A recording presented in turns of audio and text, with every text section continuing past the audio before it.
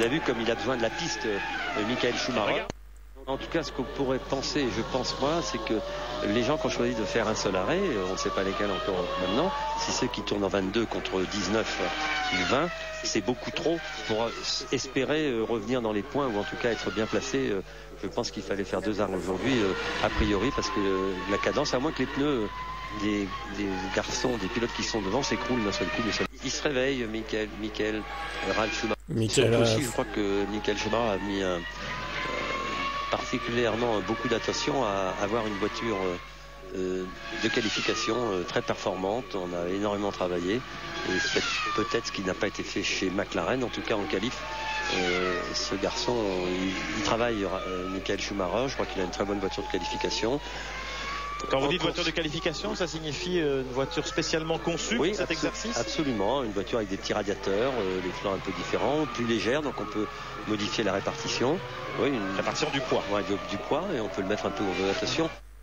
Okay. Alors regardez, une 19.4 instantanée réponse de Michael Schumacher contre une 19.4 aussi à Ralf. Et il a peut-être fait un petit trottoir. On peut se retrouver dans le même cas qu'à... Attention, monsieur Schumacher, Ralf, de pas...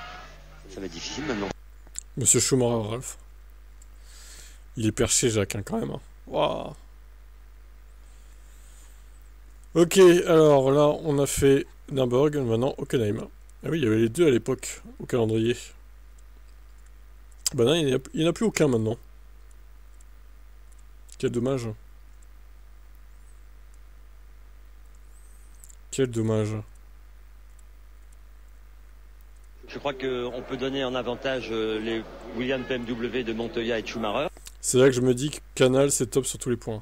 Ouais, bah oui, ils sont irréprochables. Bon, à part Jacques Villeneuve, qui a quelques tendances à être pas très objectif des fois, sur certains points, certains pilotes, on va dire. Je n'en dirai pas plus, mais bon. Bon, après, Canal, c'est payant, donc ils se doivent d'être irréprochables, quand même. L'aspect humain, quel est-il?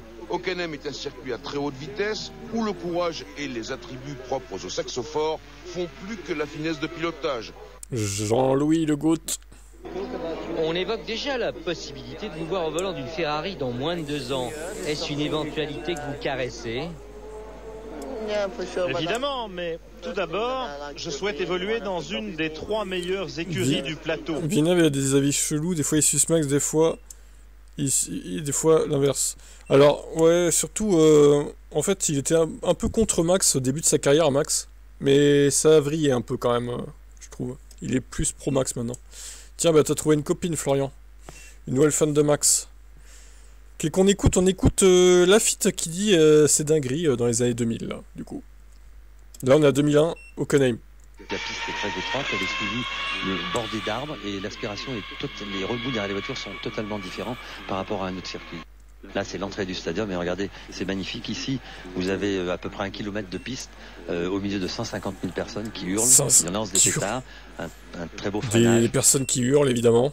Être pendant 50 secondes, presque 1 minute, à fond d'accélérateur à 18 000 tours, 350-360 à l'heure. Une Formule 1, c'est pas fait pour ça, mais bon, il faut faire avec ce que l'on nous donne à régler. Les voitures sont là.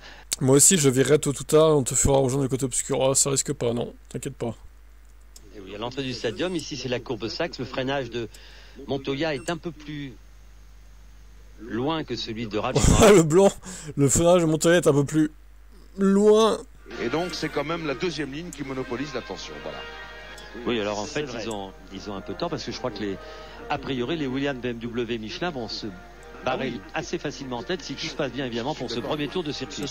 Alors il fait un peu moins chaud aujourd'hui, donc les Michelin, vous savez qu'aiment bien la chaleur, on doit se croiser les bras chez Michelin aujourd'hui.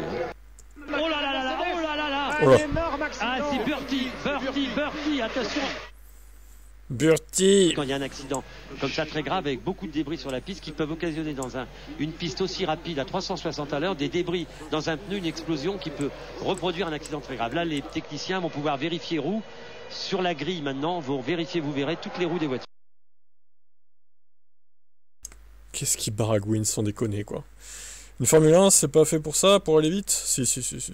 On va envoyer aussi pour nettoyer la piste des voitures balais. Des lessiveuses, il allait dire. Là, il a dû taper quand même, il est retombé lourdement sur l'arceau. Vous avez vu comme il a bien résisté, ce qui n'avait pas été le cas de la voiture de l'année dernière au Nürburgring. Vous vous souvenez quand il est retombé la voiture Pedro Diniz, ouais, c'était il y a 2 ans. Pedro Diniz. Alors, cette ambulance, oui, elle est pour un mécanicien de Jaguar en réalité, Oui. qui s'est cassé la figure tout simplement, violemment, et qui est expédié maintenant, voilà, sur un brancard. Ah oui. En ambulance, il a le pied cassé. Ça se voit d'ici. Avec une roue ou... Bah oui, il a buté et je crois qu'il est retombé très mal sur ce pied gauche. Et voilà, il est évacué en ambulance. Pauvre mécanicien. En voilà une info qu'elle est bonne, Oui. Jean-Louis. Eh oui. Il C'est était lui. victime de cette collision avec Zonta. Avec Zonta qui lui est rentré dans les fesses au freinage. Voilà. Et je pense Ouais, que, Moncey à la disait des rigueur, dingueries, j'avoue. Pour éviter ce genre d'histoire, avec ces deux pilotes qui sont un peu en froid depuis Silverstone, et on connaît le caractère non seulement de Ralf Schumacher, mais aussi celui de Juan Pablo Montoya. Juan Pablo Montoya. Mais enfin là, alors où les pneus sont différents et tout, mais il perd pas du terrain. Il perd pas du terrain. Ça avait ouvert son ponton. Et ça avait occasionné cette terrible cabriole. Hein. Ouais. Oh là là, les fous, les fous, les fous. Ah, en Gauri, il y en a un peu moins. Il y en a que 9.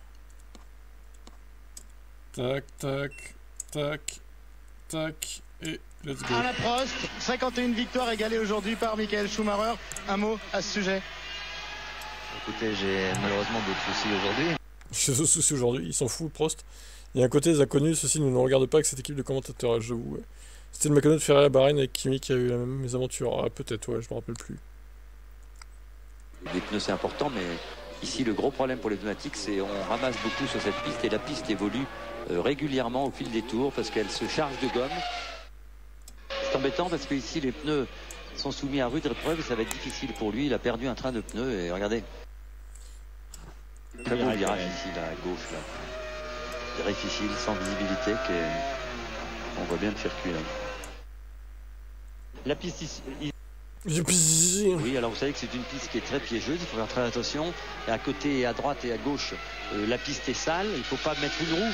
Et d'un côté ou de l'autre, ça peut handicaper le pilote pour un long tour.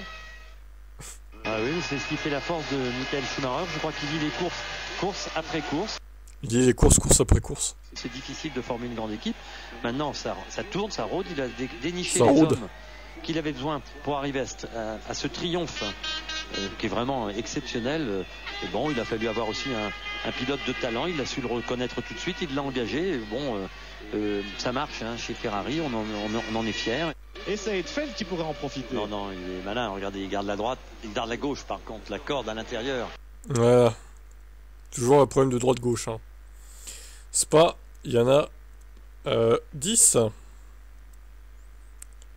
Un de plus. Tiens, Colline, petit sondage, comment t'es tombé sur mon stream et ma chaîne en fait?